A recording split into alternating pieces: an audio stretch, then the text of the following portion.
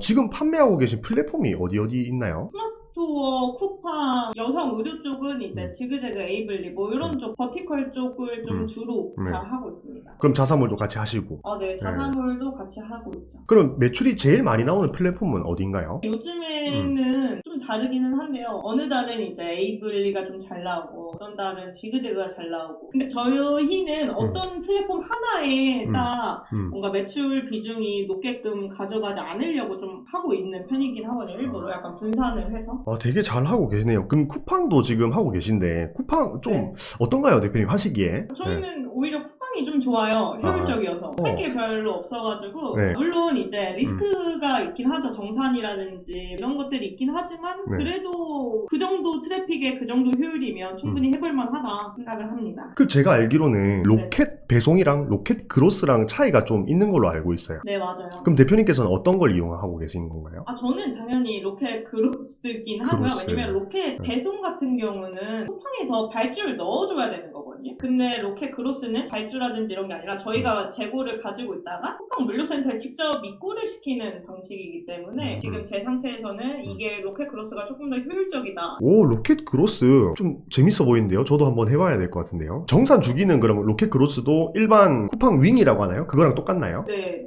똑같습니다. 그러면은 뭐 구매 확정일로부터 60일 뒤에 이제 70%가 정산되나요? 보통 70% 먼저 해주고 그 다음에 30%를 해주는 걸로 알고 있거든요. 사실 쿠팡에서 구매 확정일을 예전에는 많이 확인을 하고 있었는데 요즘에는 잘 안 하는 게 선정산이라고 해가지고 저희 선정산 받아가지고 좀 받고 있어서 사실 요즘에는 잘 챙기진 않더라고요. 그럼 선정산 그거에 대해서 좀 여쭤보고 싶은 게 그게 선정산을 받으면은 일정 수수료를 업체한테 줘야 되는 거죠? 맞아요. 선정산 업체한테 주는 거죠. 몇 퍼센트 주나요? 그렇게 많이 주진 않고 있어요. 2%, 3% 정도라고 생각을 해주시면 돼요. 좋습니다. 그런 식으로 해서 정산 주기가 긴 플랫폼들은 해결해 볼 수가 있겠네요. 오늘 그래서 대표님과 얘기해 볼 주제는 바로 중국 사입이거든요. 대표님께서 이제 중국 사입을 좀 주로 해가지고 의류 쇼핑몰을 판매를 하시니까 일단 제일 처음으로 좀 궁금한 게 대표님 중국 가보신 적 있으세요? 아니요. 진짜요? 저는 좀 신기한 게 이 중국 가본 적이 없으시잖아요. 근데 중국 사입을 잘 하시잖아요. 그래서 좀 궁금한데 대표님의 쇼핑몰에서 중국 사입의 비율이 얼마 정도 되나요? 제가 이제 메인 쇼핑몰로 하는 쪽은 거의 매출 기준으로 했을 때 80% 이상은 다 중국 사입이고요.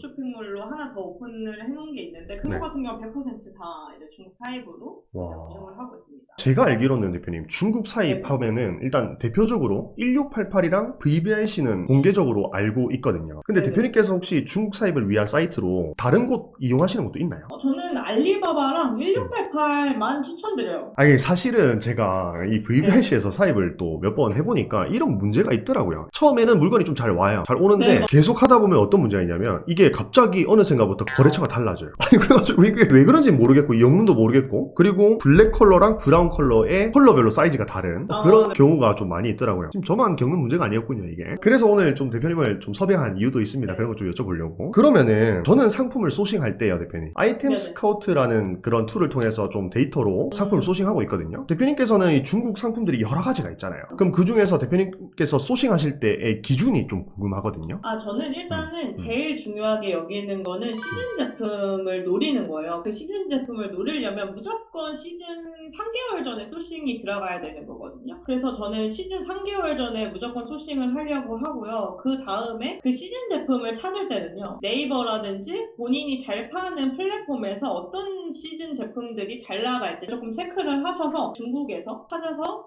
소싱을 하고 있습니다. 그러면은 버티컬 커머스에서 잘 나간 애들을 좀 수집을 하시는 건가요? 아무래도 이제 패션 쪽 같은 경우는 패션 의류 쪽은 버티컬 쪽을 많이 보시는 걸 추천을 드려요. 아무래도 버티컬 쪽이 조금 더 빠르고 매출도 많이 나오는 플랫폼이기 때문에. 근데 대표님 이게 또 알리바바나 1688에서 구매하려고 제가 딱 구매 버튼을 눌렀는데 타오바오 같은 경우에는 결제가 되잖아요, 그죠? 근데 이제 1688 같은 경우는 결제가 또 안 된단 말이에요. 그럴 때는 어떻게 해결해야 되나요? 1688 같은 경우는 무조건 중국에 통장이 있어야 하기 때문에 저는 구매 대행지를 이용을 하고 있습니다. 있습니다. 사실 구매대행지를 이용을 하면 수수료를 좀 줘야 되긴 하지만 그래도 구매대행지를 이용을 하면 중국 업체랑 소통하면서 발생하는 CS라든지 이런 부분들을 전담해주기 때문에 사실 그쪽이 조금 더 효율적이지 않나. 그러니까 결제를 대행해주는 업체인 거죠? 네. 결제를 대행해주는, 구매를 대행해주는 업체인 거죠. 제가 중국 사입할 때 이제 상세 페이지를 보잖아요. 중국 친구들이 만든 상세 페이지를. 근데 그렇게 보다 보면 거기에 이제 뭐 스몰부터 막 3X 라지까지 막 사이즈가 이렇게 실측이 나와 있는데 거의 뭐 제가 느끼기에는 99% 다른 것 같아요. 실측 사이즈가. 맞아요. 그 사이즈 표를 보시면 안 돼요. 그냥 사이즈 표기에 대한 거에 대충적으로 짐작을 하셔야지 사이즈 표기 상세 페이지에 나와 있는 거는 다 틀려요. 그럼 대표님께서 사이즈를 보실 때 팁 같은 게 있을까요? 중국 사입할 때. 이거는 진짜 꿀팁인데요. 아무래도 이제 옹프트리님 구독자분들은 패션 쪽 하시는 분들이 많다 보니까 제가 꿀팁을 하나 드리자면 중국이 사이즈가 좀 작게 나옵니다. 그래서 예를 들어서 내가 미디움 사이즈를 사입하고자 하는 거더라도 라지 사이즈, 엑스라지 사이즈를 시키셔야지 맞아요. 프리 사이즈로 판매를 하고 싶으시다 상의라든지 뭐 아우터라든지 그러면 라지, 엑스라지 사이즈를 하시면 대충 맞고요. 남자분들 같은 경우는 엑스라지, 2X라지는 해주셔야지 대충 사이즈가 맞습니다. 자, 그리고 그 다음 질문이 이제 그 제품을 대표님께서는 당일 출고로 좀 빼시는 편인가요? 저희는 그래서 일부러 물건을 좀 한 번에 많이 사입을 하는 것도 있어요. 사실 요즘에 당일 출고가 아니면 판매를 하기 어려운 시장이 되지 않았나 싶어가지고 저희는 좀 재고를 쟁여서 좀 판매를 하고 있고 그래서 일찍 움직이는 것도 있어요. 시즌 전에. 그러면 대표님 곧 이제 중국이 큰 명절 또 춘절이 다가오고 있잖아요. 그 춘절 기간이 우리나라랑 다르게 한 2달 정도로 길단 말이에요. 이럴 때 대표님께서는 물량을 어떻게 조절하세요? 춘절이 보통 1월 말에서 2월 달 정도잖아요. 어차피 겨울 시즌이 끝날 때이기 때문에 저는 한 발주를 12월 달까지 거의 마감을 하는 편이에요. 12월 달에 그냥 발주를 한 번에 마지막으로 많이 넣고 거의 끝내는 편이죠. 그러면 그렇게 해서 대표님께서 제품을 들고 왔는데 어찌됐든 가격이 아무리 싸더라도 상세 페이지랑 사진이 어느 정도 받쳐줘야 판매가 일어나잖아요. 그럼 대표님께서는 피팅 촬영을 대표님 직접 하시나요? 아니요. 저는 이제 모델을 쓰고 촬영을 하고 있죠. 왜 대표님 직접 안 하세요? 직접 하실 수도 있는데 왜? 여러 가지 이유가 있는데요. 여러 가지. 일단은 여러 가지 이유가 있는 것 중에 가장 대표적인 게 사실 저도 여자다 보니까 이제 사진을 찍었을 때 마음에 들 때까지 뭔가 보정을 하거나 사진을 찍어야 되는데 사실 그게 어떻게 보면 쇼핑몰의 입장에서는 효율적이지 않은 방향이라고 생각을 하기 때문에 저는 그냥 모델을 이용을 해서 빨리빨리 뭔가 진행할 수 있도록 하고 있습니다. 그럼 대표님께서는 중국 사입이 거의 메인이니까 업데이트량이 정해져 있겠네요? 업데이트 양이 좀 정해져 있는 편이죠. 근데 이제 판매량의 80%가 중국 사입일 뿐이지 업데이트 양으로 따졌을 때는 국내 사입도 좀 서브로 넣어가지고 유지를 하고 있습니다. 왜냐면 이제 패션 쪽이다 보니까 업데이트가 멈춰버리면 또 죽은 쇼핑몰처럼 보이다 보니까 그런 용으로 국내 사입을 좀 이용을 하고 있어요. 혹시 대표님만의 그 상세 페이지 만드는 좀 노하우 같은 게 있나요? 저는 일단은 재고를 쟁이기 때문에 당일 출고라는 것을 명확하게 명시를 해놓는 편이고요. 상세 페이지 같은 경우도 사실 패션 카테고리 같은 경우는 소금 포인트라든지 이런 것들을 줄 수 있는 게 생각보다 많이 없잖아요. 그렇기 때문에 저는 기본적으로 핏이라든지 이런 것들을 좀 잘 연출될 수 있게끔 해주는 편이고 그리고 저는 원단감이라든지 이런 것들은 좀 기획 제품 같은 경우는 무조건 GIF를 좀 많이 넣는 편이에요.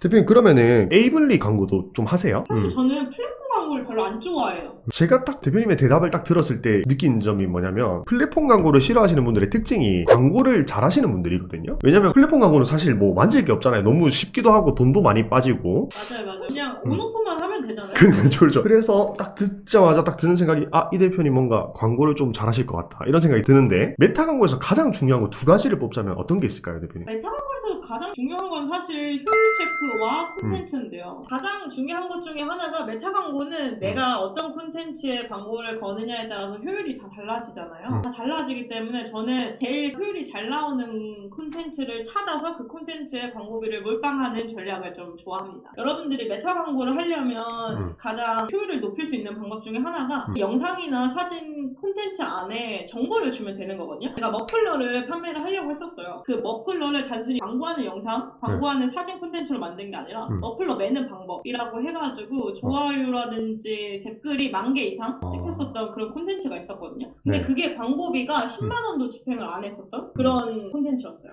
좋습니다. 오늘 진짜 노하우랑 인사이트가 너무 많이 나온 것 같아요. 그래서 너무너무 감사하다는 말씀 좀 드리고 드리고 싶고 네. 대표님 2023년은 이제 거의 다 갔잖아요. 그죠? 2024년 혹시 대표님의 목표가 있을까요? 제가 좀 사업을 한 지 오래됐다 보니까 예전에는 꿈이 약간 네이버 판교 같은 건물을 세우는 기업을 만들자는 게 꿈이었거든요. 근데 이제 나이가 먹다 보니까 네. 이제 점점 깎여 나가더라고요. 그래서 내년에는 목표가 집을 사자. 제가 봤을 때 대표님 내년에 바로 집 사실 수 있을 것 같은데요. 그럼 내년에 집 사면은 제가 인터뷰 하러 가는 걸로 하도록 하면 될 것 같습니다. 자, 대표님 오늘 옹크토크 3화 이렇게 출연해 주셔서 너무너무 감사드립니다. 감사합니다. 감사합니다. 네. 다들.